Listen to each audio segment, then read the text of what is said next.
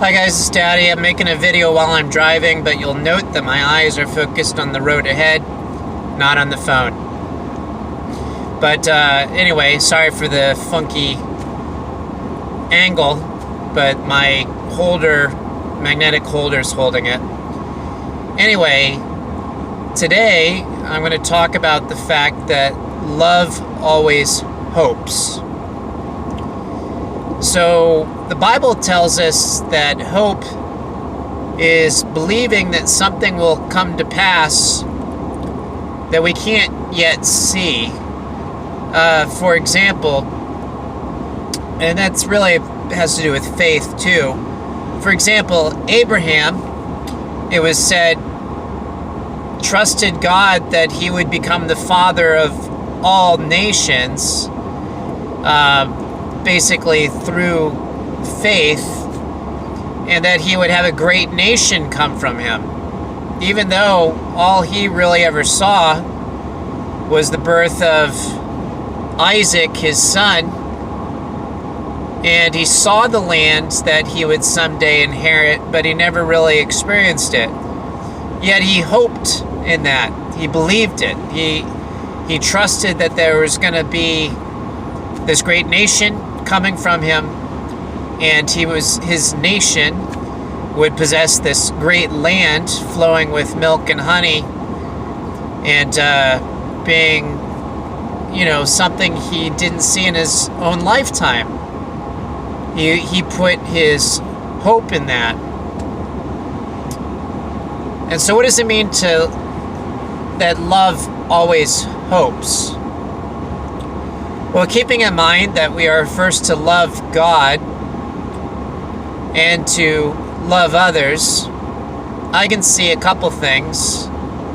Number one, if we love God and He says He will do something, then our hope is in that. We can have confidence that it'll come to be. For example, the Bible tells us that for all that believed in Him, for those that trusted in His name, He gave the power to become children of God. Now, we don't realize that childhood in fullness now, because there's still a lot of sin influence in our life, and we don't always see the godly in everything. But if love always hopes, and love comes from God, and love is directed first to God, then we can put our hope in what He says. If we believe that He's going to bring us to heaven because we're putting our hope in Him, well, great. It's going to come to be. It's going to happen.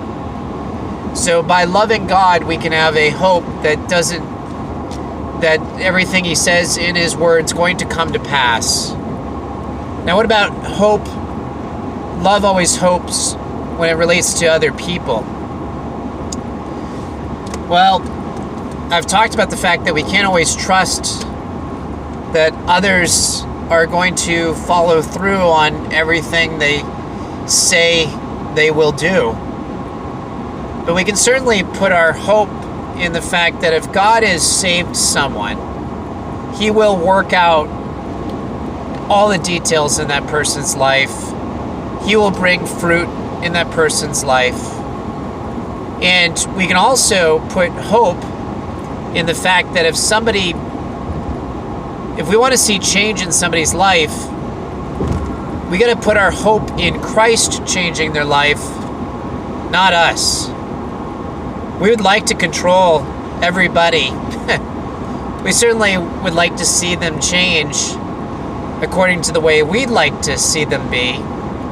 Because if we see them doing something wrong, we'd like to be able to fix it. But that's not what we should have our hope in. Ultimately, we have to hope that Christ is in their life, and lovingly, Christ will change them. We can have hope in that. So love always hopes.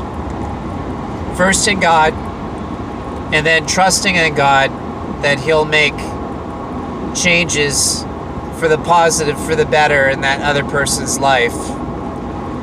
And of course, love always hopes for a future that will be without pain or suffering,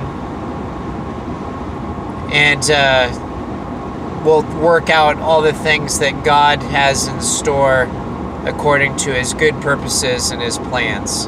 Anyway, sorry I rambled a little bit there. Love you guys, and I'll be home soon in a little bit. Bye.